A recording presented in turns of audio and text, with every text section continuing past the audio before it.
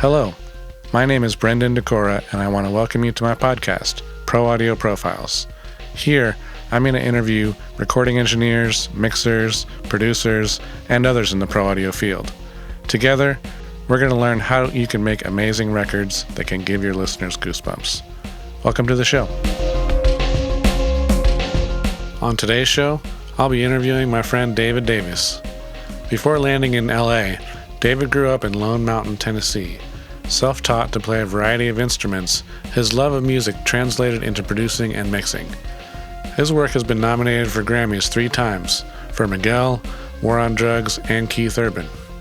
He's built a career working with an ultra-wide range of talent, including Miguel, Wu-Tang Clan, Lauren Ruth Ward, PWNT, Frank Ocean, and many more. And now, on to the show. I wanted to welcome you to the show. Thank you. I'm glad that you're here. Thanks, man. So I just have some questions for you, if you don't mind. Yeah, I don't mind that.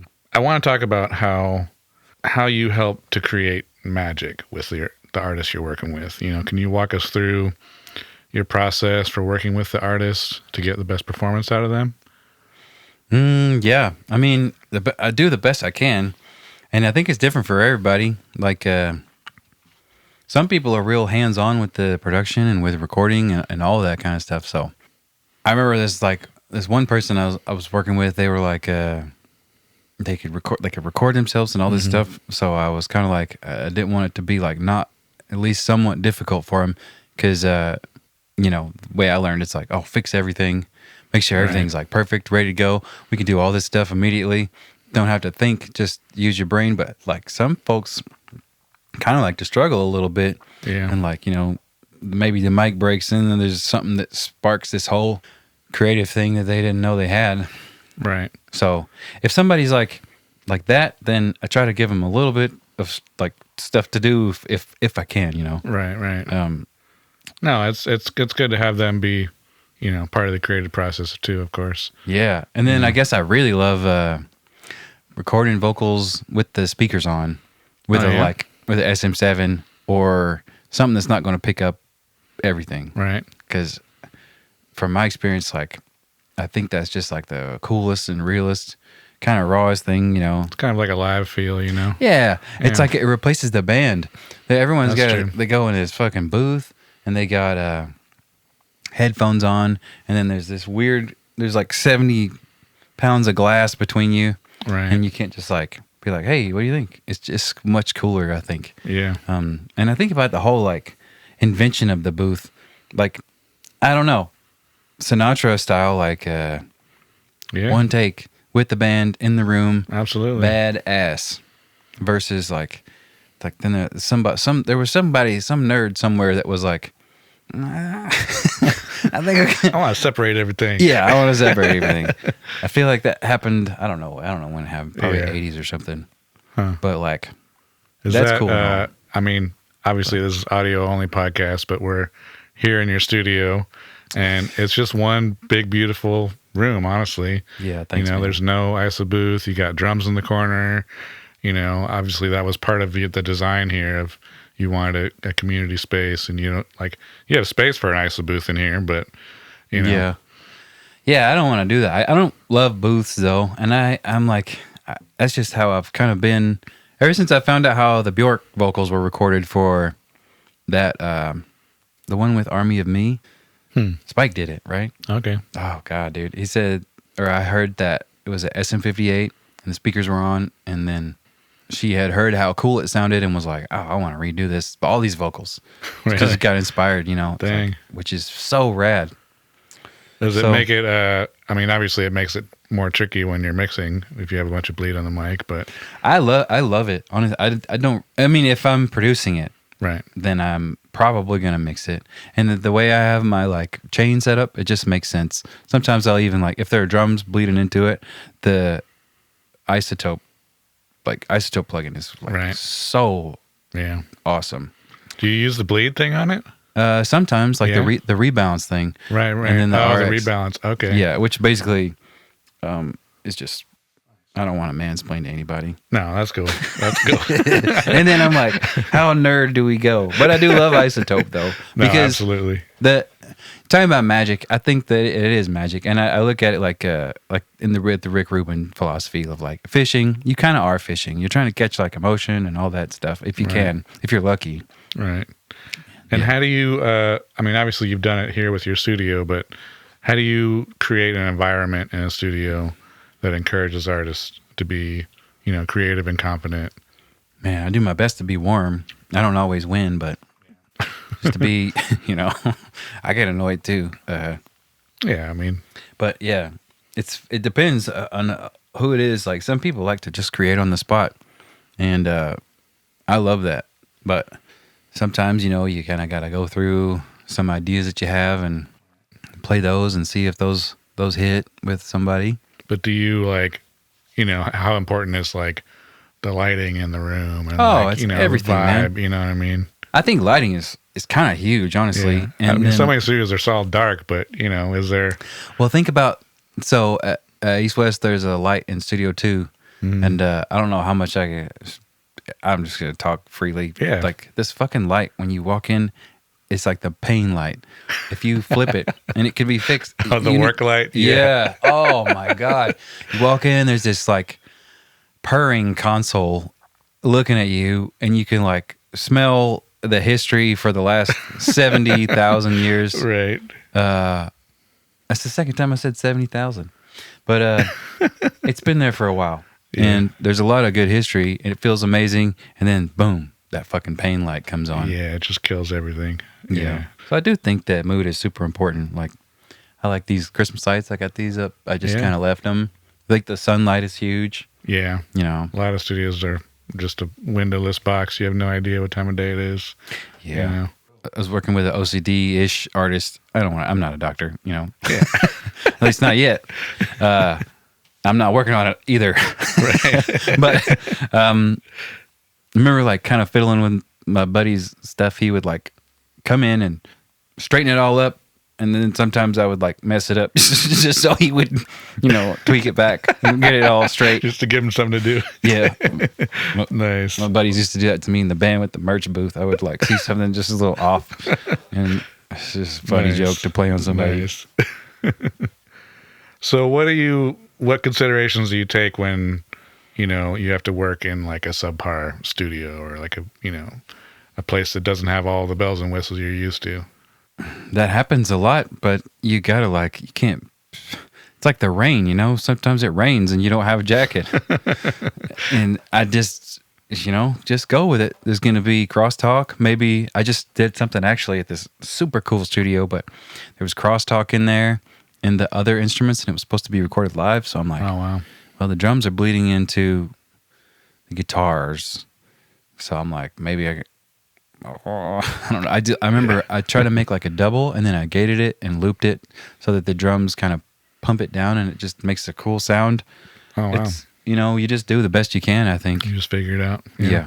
Nice. Yeah, I mean, you got to have a good attitude, if you can. Of course.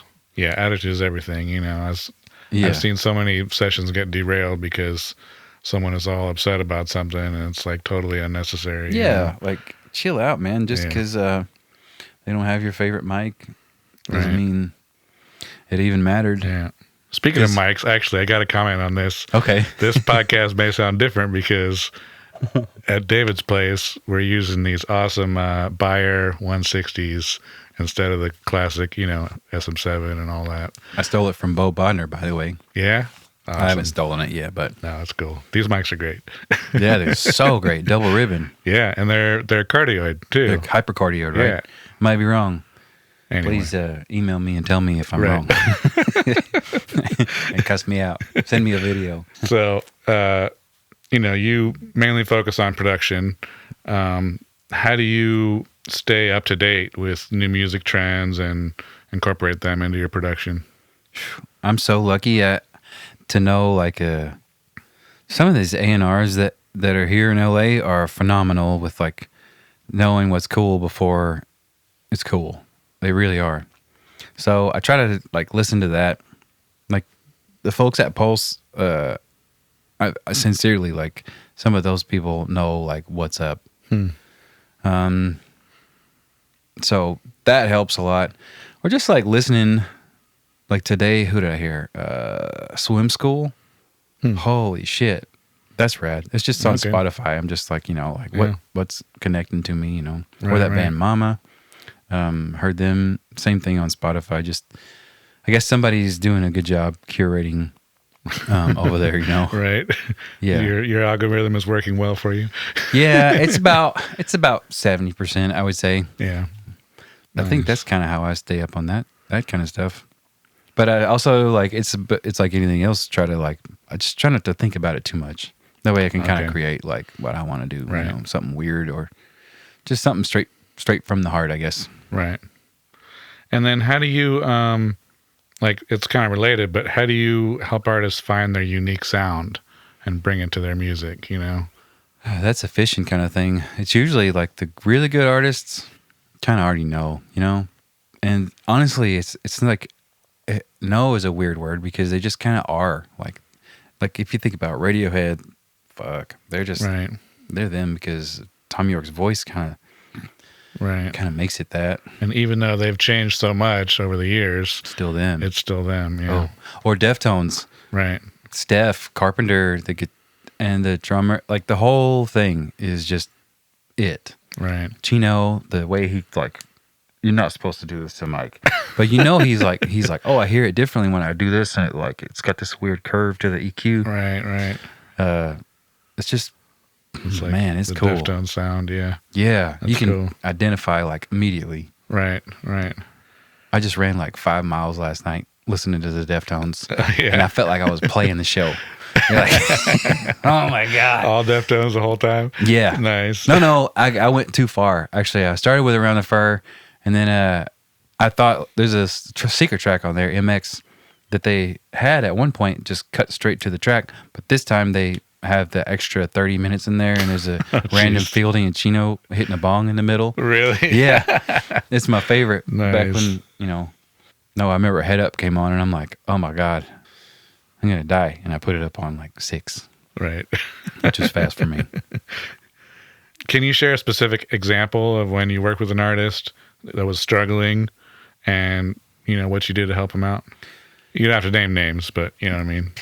I mean, when I was working with Paul McCartney, no, I wasn't. I think just like sometimes like feeling it out, like, can you throw out a lyric idea?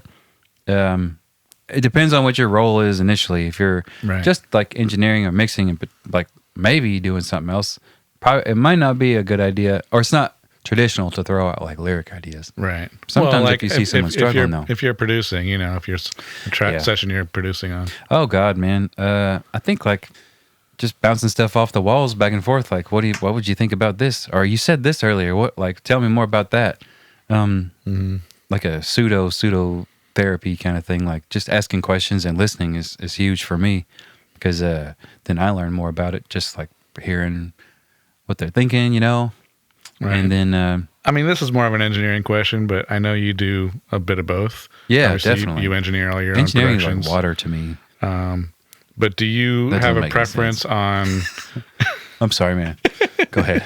Do I have a preference on? Do you have a preference on like if you're doing like a live tracking thing where it's a band in a room versus like, okay, let's record just the drums and then overdub everything else and focus on one thing at a time? Like, obviously, it depends a lot on the artist and how they like to work, but do you have any preferences on that? I love it. Yeah, it depends always, but obviously, I should just be like, yeah, it depends.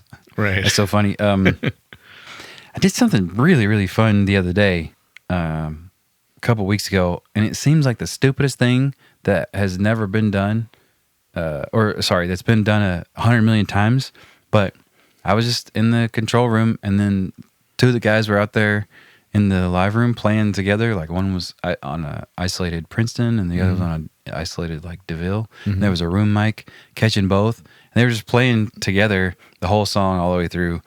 And for some reason, that was like the coolest thing I'd seen in a really, really long time, or like kind of felt. I was also on mushrooms. Just a little bit. Just a little bit. Nice. Nice. But that was like And I remember like I listened back to later being like, man, this was really, really, really fun. I went out there like trying to throw French fries at them so that to see if they catch in their mouth. What? Yeah. Because we ordered smash burgers. That was so fun. I don't know. I really enjoyed that. And that was kind of a live band scenario too. Okay. Right. Yeah.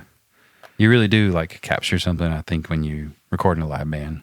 It's Yeah, cool. for sure. Yeah, and it's always difficult too because, like even if you are doing the overdub route, it's like you still will record everyone together and then go back and redo stuff. But it's like so many times you do that and then you lose all the magic of the original the recording. thing, I know. It's like, And yeah, like if you get into crazy overdubville, it just kind of starts to suck sometimes. Right. And then you get into like over editing. Oh my God. Like, yeah, there's been a lot of projects for me where I've been in the room and really like had a great time, loved what was happening in the studio. and then you heard it after. And then you hear the final release after it's mixed and edited and tweaked, and it's like, what happened? Yeah. It's not the same. You know who said something really cool was Logan at East West. He said, I love a good tracking session, man. It's like a girl with no makeup on or something. Nice. I thought that was a really sweet way to think about it. It's true. I try. Because it's just the rawness of the room. It's like going to a show, Yeah. And it's you get the rawness of the room, and Yeah. it's cool. I like it too. But I like to also fuck it up after.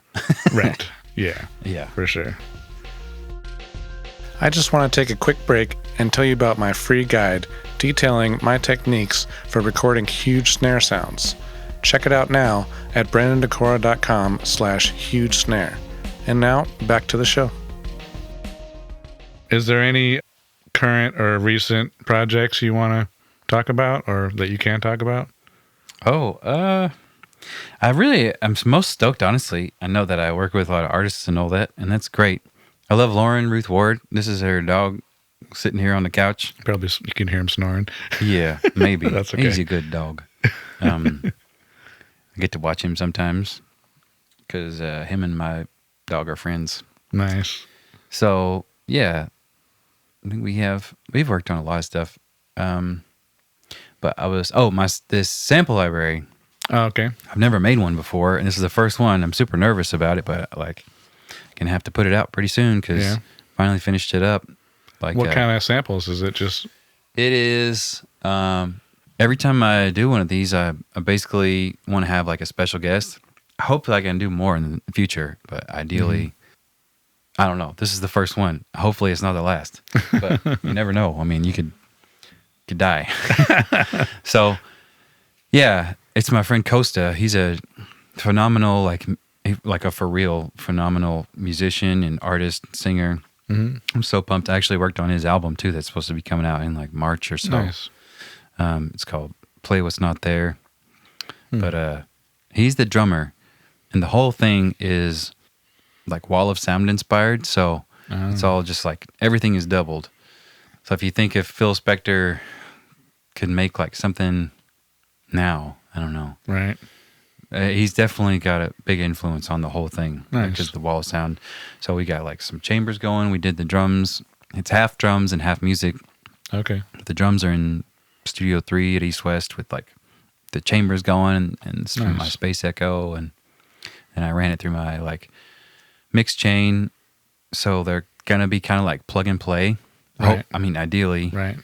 you just throw it in a session and it lines up, twist it around, do what you Nice. want with it.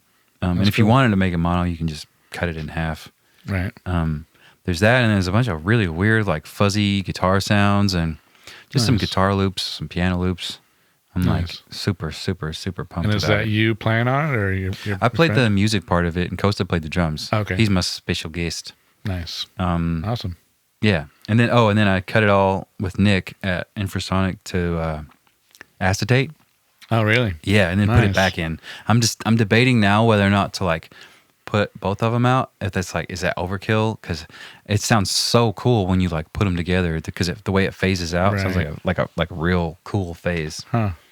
Like an alternate version or something with both of them. I don't know. I'm trying to decide. Yeah, I don't know. Cool. But I'm really, really pumped. Nice. Nice. Oh, and it's going to be called Auger Pax, named after my stepdad. Oh, cool.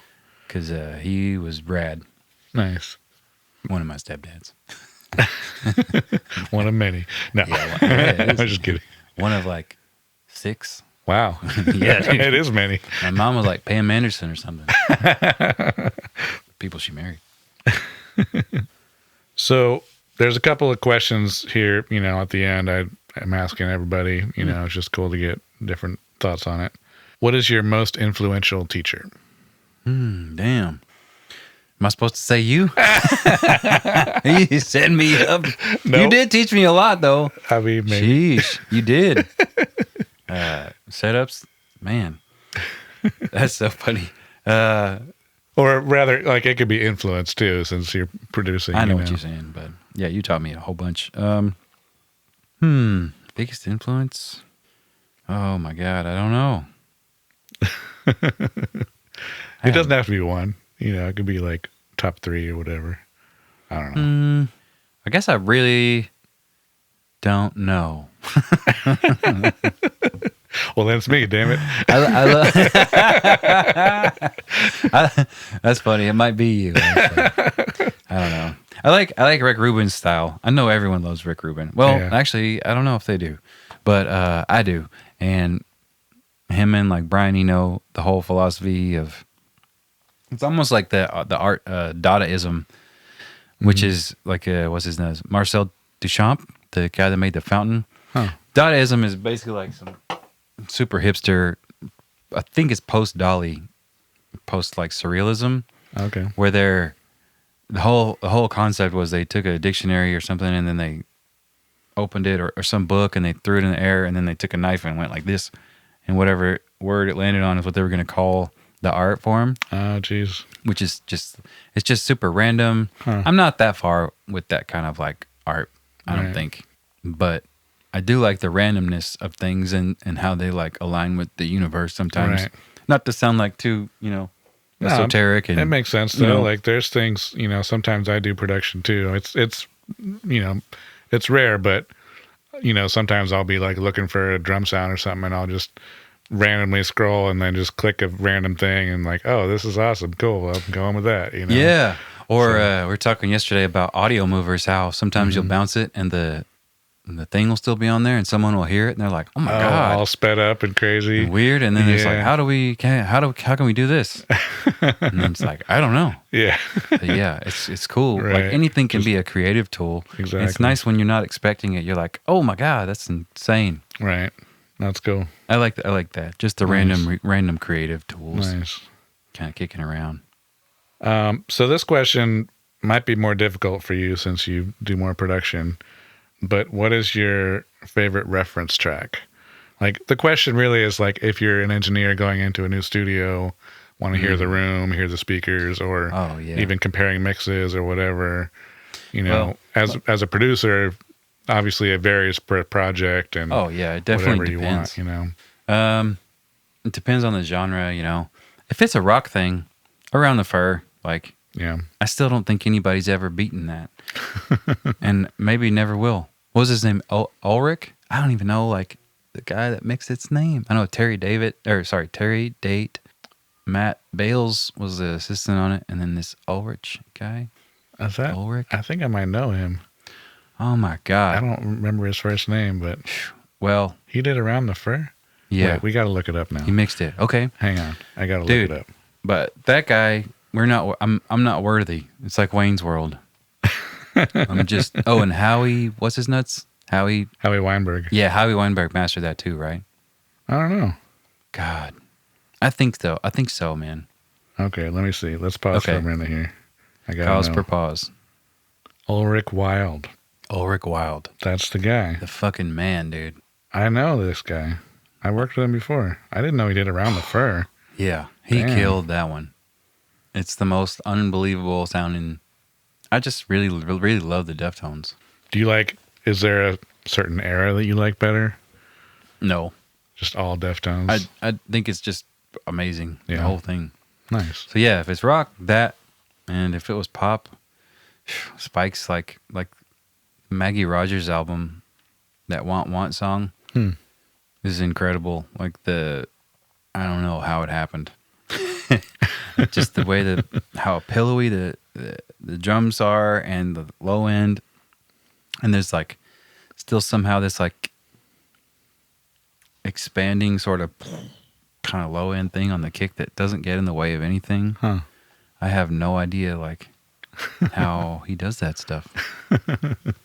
God, it's crazy because you don't like. It's hard to tell without talking to the guys. Like if it was Spike that did that, or if he just got the track and the producers did that. I feel like I know what he's doing, and that was Kid Harpoon and Tyler, right? That did that one specifically. Okay. One, they're amazing. They just won Album of the Year for the Harry Styles thing. Oh shit! Yeah, Spike also was on that. Of course, but Spike has got such a specific thing that he does that I can hear in all of his stuff. It's like a 50 hertz kind of like boom somehow. Like why is this? Right. I don't know. And yeah, I'm sure it showed up great and all that, but I don't know about how you mix, but I usually just set up buses, and that way I don't touch any. It's like I treat the if I'm mixing something, which I'm mixing something now actually, Peter Manos. Yeah. Not to be like, please. Okay. Yeah. Well, I really don't like to mix for people, but this is so cool because it's my friend Sam Ricci and Peter Manos, the artist, and I want to treat their whole session like it's a reel of tape, and I'm just throwing it up. So I'll take everything and then I'll send it to buses, and then how I treat the buses before the master bus is like mixing to me. Right. So whatever it is that Spike's doing to get the stuff to sound like that is just, it's consistent and it's like unbelievable to me. Nice. Yeah. I mean, Spike's the man. Oh man. Like how? Absolutely. How is it so good? Awesome. All right. So last question here. What would be one tidbit? Now I'll adjust it for you because the question is, what would be one tidbit for an upcoming engineer? But let's say in your case, man, upcoming producer. Well, I am an engineer, just like I know, but I'm like you do it all. I try to do it all, yeah. But I guess upcoming for either one, I wouldn't know what to say to a producer. Oh, make a bunch of loops, constantly create stuff, so you have ideas always, and you're always inspired, and just work for as long as you can without getting burned out. Do you work on tracks like by yourself? Do you build up a library of stuff? Yeah, because you want to have something to play if there's ever like a pregnant pause. Like one time I did a session where there was a really awkward, horrible like introduction to the whole session. This guy was like chewing the artist out on the couch that they invited over. What? Yeah. Like not chewing him out, just being like, well, you suck and yada yada. And I was like, well, this sucks. I just got there. And I'm like, what do I got in my brain? So I was like, as soon as there was like a little pregnant pause, I'm like, yeah, so I got this riff. And they're like, great, let's go with that. So perfect. Yeah. It was a good riff though. Nice. But I think if you have stuff like ready to go, that's amazing because it means you got your brain moving for one. Mm-hmm. So you can go there quick. Like when you go to the gym, you want to run or you want to pick something up. Right. Whatever. Your brain is ready to go. From scratch. Yeah. Yeah. Nice. And then you can start from scratch or you can like reference your stuff. Right. That you're excited about. Nice. Well, awesome, man. I really appreciate you taking the time and doing this for me, and it was great to hang out with you. Yeah, thank you, man. I love your podcast. Sweet. Thank you so much. Thanks so much for listening to the show. As you know, I'm just getting this started, and I'd love your feedback on how I'm doing, if I should keep this going, what your thoughts are. Feel free to visit proaudioprofiles.com and send me a message. Until next time.